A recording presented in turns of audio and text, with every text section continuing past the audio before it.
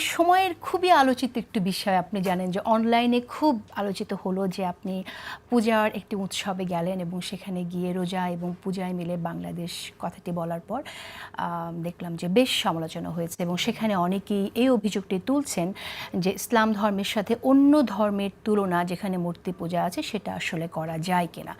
আপনি আপনার উত্তরটা যদি শুনে নিই প্রেক্ষিতে। দেখুন, এই ব্যাপারে আমার উত্তর হলো, যদি কেউ ধর্মীয় অনুভূতিতে এই কারণে আঘাতপ্রাপ্ত হয়ে থাকেন, তাহলে আমি কারো ধর্মীয় অনুভূতিতে আঘাতপ্রাপ্তির জন্য এই কথা বলিনি। আমি বলেছিলাম যে সাম্প্রদায়িক সম্প্রীতিটা বজায় রাখার জন্য সমাজের মানুষকে পাশাপাশি রেখে তুলনা করেছি আমি। হ্যাঁ, অনেকে বলতে পারেন যে আপনি মুদ্রার তুলনা দিলেন কেন। তো অনেকে হয়তো আমার এই মুদ্রার তুলনাটাকে আহত হয়েছেন, এই জন্য এই তুলনাটাকে হয়তো সহজভাবে অনেকেই নিতে পারেননি। কিন্তু আমি কি যে কথা বোঝাতে চেয়েছি যে বাংলাদেশ হলো একটা বৈচিত্র্যময় দেশ। এখানে সকল ধর্ম, বর্ণ, শ্রেণী মিলে বসবাস করে। এখানে যেমন আপনার নৃগোষ্ঠী আছে, একই সাথে এখানে নানান ধর্মের লোকেরা তার নিজস্ব স্বাধীনতায় ধর্মীয় উৎসব পালন করে থাকেন। কেউ কাউকে এখানে বিরক্ত করে না। আমরা আমাদের ধর্ম যখন পালন করি, অন্যান্য ধর্মের লোকেরাও আমাদেরকে ডিস্টার্ব করে না। ওনারাও যখন তাদের ধর্ম পালন করেন, আমরাও তাদের ধর্ম পালনে কোনো রকম প্রতিবন্ধকতা তৈরি করি না। এটাই বাংলাদেশ। এই যে বাংলাদেশের এই বৈচিত্র্য তো শত বছরের। আমাদের এলাকায়, বিশেষ করে দিরাই সাল্লার এলাকায়, আমরা ছোটবেলাও দেখেছি যে এখানে হিন্দু মুসলমান একেবারে কাছাকাছি বসবাস করে। আমিও মনে দেখেছি যে একটু সামান্য দূরে একটা মসজিদ, তার কাছে আবার একটা মন্দির। আপনি দিরাই বাজারে দেখবেন, আমাদের একটা বড় বাজার হলো দিরাই বাজার। বাজারের এই মাথায় আছে একটা মন্দির, বড় মন্দির, আবার কিছু দূর এগিয়ে গিয়েই আছে একটা বড় মসজিদ। এই যে সহাবস্থান, এই সহাবস্থান বোঝাতে চেয়েছিলাম আমি। ওকে, কিন্তু আপনি যেহেতু মুদ্রার এপিট বলেছেন, সেজন্য হয়তো মানুষ এটা কষ্ট পেয়েছে বলে আপনি বলছেন। তো আপনি কি মনে করেন যে আপনার এই জায়গায় দুঃখ প্রকাশ করা উচিত বা উইথড্র করা উচিত এই কথাটা? আমি ওই জায়গায় বলছি যে এই যে মুদ্রার এপিট অপিট বলতে আমি বলছিলাম একটা ব্যাখ্যা দিয়ে যে এই মুদ্রা বলতে বুঝিয়েছি আমি বাংলাদেশ। এই বাংলাদেশের এপারে হিন্দু বসবাস করে, এই বাংলাদেশের কিছুক্ষণ পরে, কিছু দূর গেলে পরেই মুসলমানদের বসবাস করে। দেশটা তো বাংলাদেশ। বাংলাদেশকে আমি তুলনা করেছিলাম মুদ্রার সাথে। অনেকেই হয়তো এইটা বুঝতে পারেন নাই, না বুঝে মনে করেছেন যে তার সেন্টিমেন্টে আঘাত করেছি। আমরা রিলিজিয়াস ফ্রিডম এবং ধর্মীয় স্বাধীনতা, ধর্মীয় অনুভূতির ব্যাপারে সারা জীবনেই আমি আমার সিনিয়রদেরকে সংগ্রাম করতে দেখেছি। ব্যারিস্টার আব্দুর রাজ্জাক খন্দকার, বাবু হোসেনের সঙ্গে আমি কাজ করেছি। ধর্মের ব্যাপারে, ধর্মীয় অনুভূতির ব্যাপারে অলওয়েজ সেন্সিটিভ এবং সংবেদনশীল। এবং এই ব্যাপারে আমি মনে করি এই উদাহরণটা এইভাবে না দিয়ে অন্য একটা মুদ্রা না বলে অন্য কিছু যদি আমি বলতাম, তাহলে হয়তো কেউই এটাকে নজরেই নিতেন না, এড়িয়ে যাওয়া যেত। সেজন্য আমি একটা আপনার মাধ্যমে এই কথাটা বলতে চাই যে ধর্মীয় অনুভূতিতে আঘাত দেওয়াটা তো একটা ইন্টেনশনের ব্যাপার। ইন্টেনশন থাকতে হবে। তো কোনো একটা অপরাধ করতে গেলে তো আপনাকে ইন্টেনশন থাকতে হবে, উদ্দেশ্য থাকতে হবে। উদ্দেশ্যটা কি? আমার উদ্দেশ্যটা হলো সম্প্রীতি বজায় রেখে বসবাস। এটি তো উদ্দেশ্য। এবং আমাদের যে ভাটি বাংলার যে সম্প্রীতি, কেউ যদি সশরীরে ওখানে যায় তাহলে দেখতে পাবেন, যেমন আমাদের ঈদের সময় আমরা ঈদ পালন করি, অন্যান্য ধর্মের ব্যক্তিবর্গ যারা আছেন তারা আমাদেরকে সহযোগিতা করেন। তারাও যখন তাদের ধর্মীয় উৎসব পালন করে, আমরাও আমাদের সামাজিক সহযোগিতা করি। এই ক্ষেত্রে আমার বক্তব্যটা হলো যে শুধুমাত্র ওই মুদ্রার এপিট ওপিট উদাহরণটা থেকে একটা ভুল বোঝাবুঝি হতে পারে। আমি মনে করি এই ভুল বোঝাবুঝিটা এটাকে কন্টিনিউ করা উচিত না। Because everybody knows my intention is not to hurt anybody but to create an harmonious. কাউকে হার্ট করার জন্য আপনি বলেননি, সেটা বলতে চাইছেন। আমরা একটু ভিন্ন আলোচনায় যাই, সেটা হচ্ছে সাম্প্রদায়িক সম্প্রীতির কথা বলছেন, যে সম্প্রীতি আমরা অতীতেও দেখে এসেছি যে আমাদের এখানে একই পাড়ায় মসজিদ এবং একই পাড়ায় মন্দির, একদিকে রোজা একদিকে আপনার মসজিদে আজান দিচ্ছে, তখন হয়তো পূজার গানটা থেমে যাচ্ছে, রাইট? সো কিন্তু আমার প্রশ্ন হচ্ছে যে আপনারা যখন দল হিসেবে যখন জামাত ইসলাম ক্ষমতায় গেলে ইসলামী শরিয়া আইন কায়েম করার কথা বলছে, তখন তো ইসলামী শরিয়া আইন যখন কায়েম হয়ে যাবে তখন অলরেডি কি এই একটি রাষ্ট্র যখন একটি ধর্মকে বেছে নিয়ে শাসনের পন্থা হিসেবে বেছে নেবে, তখন সেই রাষ্ট্রে হিন্দু ধর্মাবলম্বী যারা আছেন তারা কি আসলে আগের মতো করে সেই সেফ ফিলিংয়ের মধ্যে থাকবে কিনা, নিরাপদ বোধ করবে কিনা? অবশ্যই এটাও ধর্মীয় বিধান যে আপনি যখন শাসন করবেন অন্যের সেফটি সিকিউরিটি নিশ্চিত করা, এটা আপনার দায়িত্ব। যখন রাষ্ট্রীয় ক্যাপাসিটিতে আপনি যখন দায়িত্ব পালন করবেন তখন রাষ্ট্রের সকল মাইনরিটি গ্রুপ, মেজরিটি গ্রুপ কিংবা নৃগোষ্ঠী যেই হয় না কেন, প্রতিজনেরই ডিস্টিংক্ট সেপারেট কালচার থাকতে পারে, ধর্মীয় অনুভূতি থাকতে পারে, ধর্মীয় কৃষ্টি কালচার থাকতে পারে। রাষ্ট্র যখন যাবে, রাষ্ট্রের দায়িত্ব হলো রাষ্ট্রীয় মেকানিজম ব্যবহার করে সবাই যেন সেফলি সিকিউরিটির সহিত এগুলো পালন করতে পারে, তার দায়িত্ব দেওয়া। এখন একটা রাজনৈতিক দল হিসেবে আপনার যত না বেশি দায়িত্ব, রাষ্ট্রীয় দায়িত্ব তো তার চাইতেও বেশি।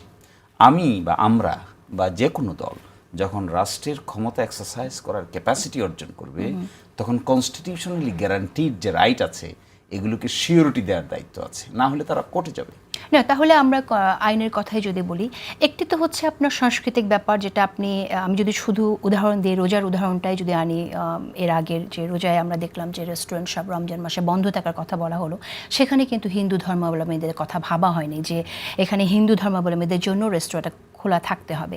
এটা একটি বিষয়। আরেকটি ব্যাপার, আপনি আইনের কথা বলছেন, তাহলে একটা রাষ্ট্রে কি দুই রকম আইন থাকবে? আপনার হিন্দু ধর্মাবলম্বীদের জন্য একরকম আইন, আবার মুসলিমদের জন্য একরকম আইন। ধরেন আপনার চুরির যে শাস্তি, সেই চুরির শাস্তিকে তাহলে মুসলিমদের জন্য একরকম হবে আর হিন্দুদের জন্য একরকম হবে?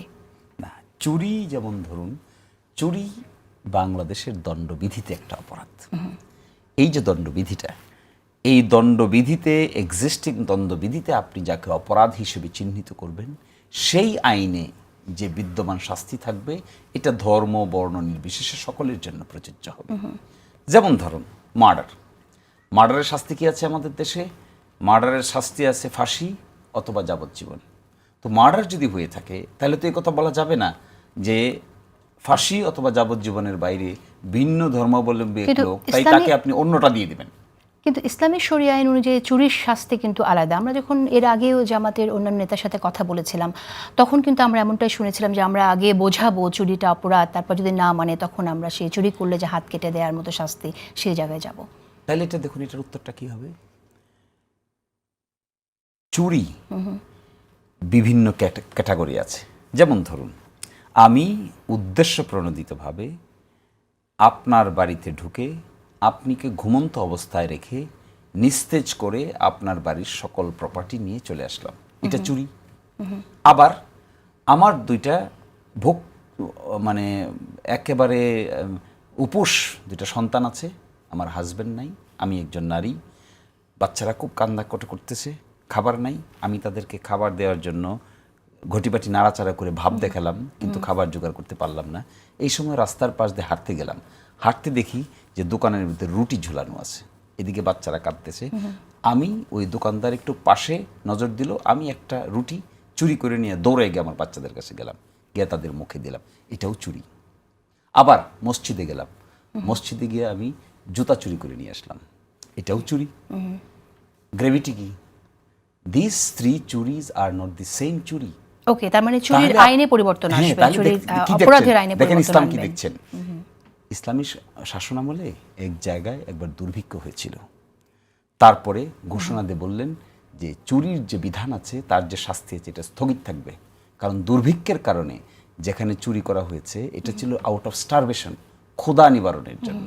এই যে স্পেশাল কনটেক্সট, এগুলো আমাদের জায়গায় আলোচনা না হওয়ার কারণে ভুল বোঝাবুঝির মাত্রা ওকে, বেশি। তার মানে হচ্ছে এই যে আইন পরিবর্তন করতে হবে এবং চুরির ডেফিনেশনও আপনার নতুন করে এখানে ডিফাইন করতে হবে কোন চুরিটা কোন পর্যায়ের অপরাধ, এই তো আপনি বলছেন। না, এটা দুটো জিনিস থাকবে, এটা খুব গভীর আলোচনা কিন্তু আমি যা বলছি এগুলোর জন্য আইনি ডিসকাশন, জুরিসপ্রুডেন্সিয়াল ডিসকাশন। ভারতীয় সাবকন্টিনেন্টে থেফট নামে একটা অপরাধ আছে। ওকে, এই থেফট অপরাধটা পেনাল কোডে ডিফাইন করা আছে।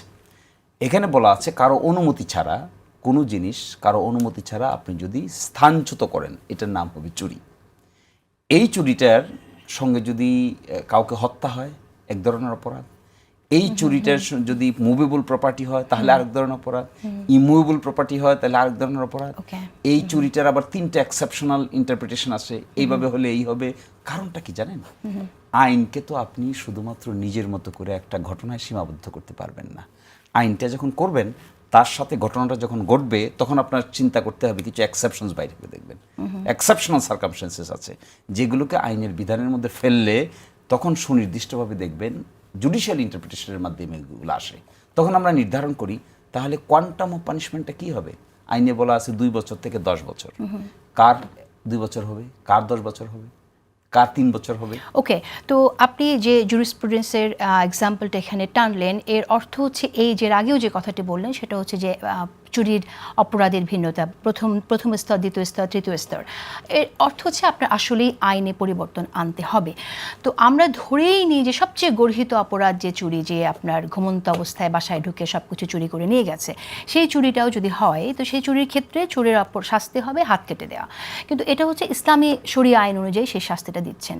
সেটা হিন্দু ধর্মাবলম্বী একজন মানুষের উপরও সেই শাস্তিটাই কিন্তু আপনারা চাপিয়ে দিচ্ছেন। সে কিন্তু তখন আর এখন যে সিআরপিসি, সেই সিআরপিসির অধীনে সে থাকছে না। এটা ভুল ব্যাখ্যা হচ্ছে। ওকে, তাহলে আপনি বলেন। যখন একটা ক্রিমিনাল পেনাল কোড বা দণ্ডবিধি অ্যাকসেপ্টেড হবে, এটা তো ধর্ম বর্ণ নির্বিশেষে সকলের জন্য কার্যকর হবে। আপনি যেটা বলছেন এটা mode of punishment. Mode of punishment আজ থেকে 1400 বছর আগে মুড অফ পানিশমেন্ট এমন ছিল বেত্রাঘাত। সর্বশেষ আমাদের সিআরপিসি এবং পেনাল কোডে বড় ধরনের পরিবর্তন এসেছে। সেখানে দ্য কনসেপ্ট অফ বেত্রাঘাত ইজ অ্যাবসেন্ট। এখন আপনি বেত্রাঘাত করলে কি নির্ধারণ করবে? একসময় ছিল স্টোনিং, প্রস্তর মারা। এখনকার জমানায় আপনি মুড অফ পানিশমেন্ট এক্সিকিউট করার ক্ষেত্রে স্টোনিংটা কি করে করবেন? এখন তাহলে ফাঁসি এক্সিকিউট করার একসময় সিস্টেম ছিল কি জানেন? লম্বা গাছের মধ্যে ঝুলিয়ে 2 দিক থেকে টান দিয়ে পা থেকে মাথা পর্যন্ত দ্বিখণ্ডিত করে ফেলতে, এক্সিকিউশন মোড। এক্সিকিউশন মোড হতে হতে এখন আসছে এক্সিকিউশন মোড দুনিয়াতে লেথাল ইনজেকশন। ইভলিউশন হয়েছে। Mode of punishment in terms of execution, ধরেন mode of punishment in terms of execution depends on the existing culture interpretation of the particular society.